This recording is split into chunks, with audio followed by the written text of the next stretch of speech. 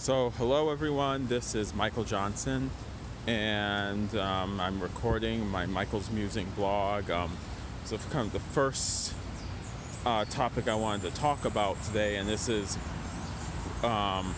just something that came to my head that I've been looking over through the last few days regarding the recent primary win of Alexandria Ocasio-Cortez over Joe Crowley. It was an amazing victory. It wasn't the first Justice Democrat victory, but probably the first high-profile victory. Certainly makes up for the sting of Allison Hartson losing in California, which I will blog about. Since I have some comments about that race, even though it's like more than a month ago now. But I have some comments about that race and having some thoughts about what's next for Allison. There's definitely been some missteps made, as it were, in that race. But I'll give some comments on that later. But right now, I'm just going to talk about Alexandria Ocasio-Cortez. And the reason this came up is there's been some recent controversy about her recent activities, as it were. So last week, she traveled to Kansas to campaign with Bernie Sanders for two Justice Democrats who are running in the Kansas primary, along with a Justice Democrat that's running in Missouri, who's running in the Missouri primary. So if those that aren't familiar, Justice Democrats, they were started more than a year ago, and their main goal is to get Democratic candidates elected that do not take corporate PAC money, so are uncorrupted. The Justice Democrats is literally, their name is Just Us Democrats. So instead of representing big donors, they represent just us being the people. So over the last year, they've accumulated more than 50 candidates. Alexandria Ocasio-Cortez, I believe, was a third candidate. She was actually on their board, running the organization for a time, along with Kyle Kulinski, Cenk Uygur, and two other people that worked with Bernie Sanders' campaign. And Cenk and Kyle subsequently moved on. There was kind of like a kerfluffle with Cenk, but Cenk and Kyle still support Justice Democrats heavily. They still appear on the Young Turks and the Secular Talk frequently. So and Alexandria Ocasio-Cortez was on their board until after she won her primary, and essentially she wins her primary, and then she gains celebrity status virtually overnight. It was amazing that she won, and it's even more amazing that she got celebrity status as a result of her win. But kind of like as a result of that celebrity status, she wanted to put that to use in helping her fellow Justice Democrats win. So there's several Justice Democrats that are going to be up in primaries this upcoming in the month of August. Some of them are against Democratic incumbents, some of them are for open seats, some of them are running against seats with Republican incumbents, but they have to win the primaries first. So the two Justice Democrats were James Thompson in Kansas and Brent Welder, who's also in Kansas, who's in the 3rd District of Kansas. She was also campaigning for Cori Bush, Justice Democrat in Missouri, the St. Louis area. I believe that's where Ferguson is located. So a bit of a controversy arose in that, Brent Welder was one of the first candidates in the Kansas 3 race. There are 6 Democrats in that race right now. So one of the candidates, a woman that was heavily backed by Emily's list, had to drop out of the race because of misconduct issues. So another woman eventually enter the race and was named Sharice Davis, who is now running for that seat. And Emily Lift endorsed her and actually poured in $400,000 of money into that race. So Brent Welder was, and that's all fine and good. Like Sharice Davis, I haven't seen much of her platform recently. I know some people on Twitter were saying, okay, she's a corporate Democrat.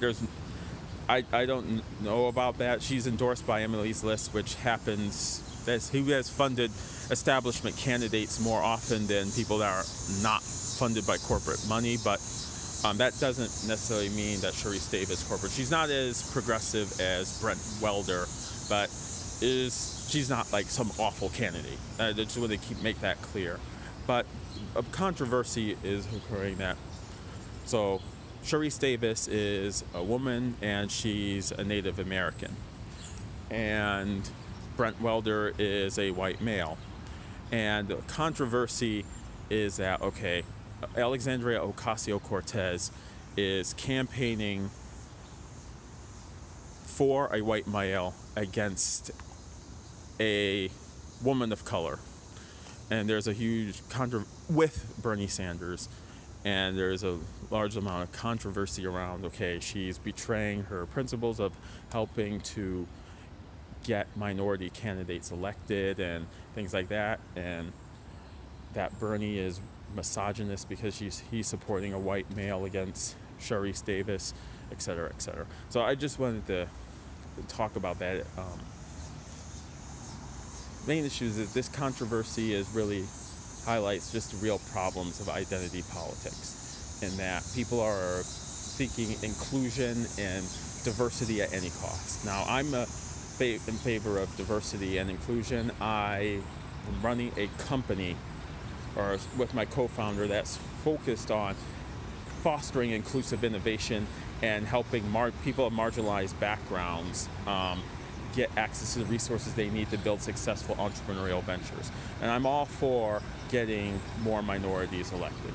But the fact of the matter is that, one, campaigning for Brent Welder, who has been a Justice Democrat from the early stage of the Justice Democrat with Alexandria Ocasio-Cortez, who has a strong progressive platform, has been organizing a grassroots campaign for several months, has gotten a large number of volunteers on the ground, and has generally been in the campaign that has a larger established campaign more than Sharice Davis had, who entered in much later than Brent Welder.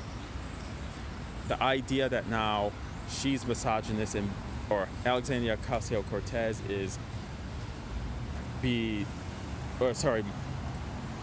misogynist or betraying her principles, and that Bernie Sanders is being misogynist and because they're supporting Brent Welder over Sharice Davis is kind of absurd. It's actually very absurd and really highlights the problems with identity politics. So the fact of the matter is this. Alexandria Ocasio-Cortez has gone on record saying, okay, if Sharice Davis win, yeah, she'll support her. But yeah, Brent Welder has a better platform in Alex's opinion and is a fellow Justice Democrat. So there's this whole cry of, okay, racial controversy is pretty absurd and is actually pretty concerning about, okay, where is our country or the Democratic electorate going to go in the next election. Now Alexandria Ocasio-Cortez is getting heat on Twitter. I'm not even sure if this controversy is really huge or if it's just confined to Twitter. I've seen articles written about it and things like that, but now there are people that are like, okay, when she first won, they were so excited about, oh, Alexandria Ocasio-Cortez, she's a strong minority woman that's now going to take in part of Congress, and they were all offended when people were saying, oh, Alexandria Ocasio-Cortez ran a Bernie Sanders-style campaign, despite the fact that, okay, she did run a Bernie Sanders-style campaign. That's kind of like the whole point of Justice Democrats. So they were saying, okay, Bernie Sanders doesn't have anything to do with Alexandria Ocasio-Cortez. How dare you say she ran a Bernie Sanders campaign? Then those same people got offended again when they actually realized, oh, Alexandria Ocasio-Cortez actually is in that Bernie wing of the party, and now they don't like her because she's going around with Bernie Sanders in Kansas campaigning for two white males. And they're saying, okay, Alexandria Ocasio-Cortez is being used to tap down on minority women candidates. Well, first, let's just calm down. Cori Bush, who she also went out on that trip to campaign for, is a black woman in the St. Louis suburbs. I think Ferguson is in that district. There are several other Justice Democrats that are minority women that she's campaigning for, Alexandria Ocasio-Cortez. There are several other minority women that are part of the Justice Democrat movement. Most notably, people like Pam Keith, who was recently endorsed by Justice Democrats, is in Florida. But I think it's Carrie Harris, who is running for Senate in Delaware. So, yeah. People trying to create this racial divisiveness in regards to, okay, now we're going to bash Alexandria Ocasio-Cortez and we're going to bash Bernie. It's actually kind of disingenuous. I don't know if it's intentional or if it's just, okay, people are misinformed, but it is a dangerous trend. And one of the things I want to do, either on this blog or with our company, the blog we're going to launch for our company, is actually bring together representatives, okay, people that have been in the Bernie wing of the party, people that represent collective PACs mainly, their job is to elect black candidates. People like Nomiki Konst, who's on the Bernie wing of the party. Some people that are staunchly anti-Bernie, like I know one of my classmates who want to be on that, would fall into that field, and hopefully you would want to be on this panel and actually speak his mind there. People that are more neutral, favor to both sides, and actually have a real debate about, okay, identity politics versus, okay, progressive getting money out of politics type campaigns, and what this means for 2020 or 2018, 2020 and beyond. Because I know, okay, we can either just ignore the issue and point fingers at each other, and then have 2020 come along and it be a massive shitstorm in regards to, okay, now there's people that are focused, okay, we need to get minorities elected, and there's people versus people that are more policy focused that are saying, okay, we're going to support people that support Medicare for all, getting money out of politics that aren't taking corporate PAC money, and we're going to support those candidates whether they're white, black, male, female, gay, straight, whatever. We're going to focus on the policies. So getting those two competing ideologies, or people that support both schools of thought, in the room, have a real rational conversation about it. So hopefully that we can diffuse tensions when 2020 comes around, so that it's not an uglier situation that we had in 2016. So that's my thoughts. Later today, I'm actually going to show some of the tweets and some of the conversation about the Alexandria Ocasio-Cortez versus Sharice Davis kerfuffle. We can just get some more detail and meat on that. Once again, Sharice Davis. I don't know a whole much about her platform. I'm pretty sure she's pretty good. From what she would be a decent candidate if she managed to win. She's definitely someone that should be supported. She's not like a huge big corporate Democrat that, okay, no, we can't support her for any reason. No, she's someone that should be supported if she wins the primary. It goes to the general against a Republican incumbent, David Yoder. Definitely, we need to flip that seat blue in November for the Democrats to take back the House. So don't get me wrong, but yeah, Brent Welder, based on what he's accomplished with his campaign so far and his platform right now, it's okay, that's who I'm supporting if I could vote in that race, and that's how the Justice Democrats decided to get behind.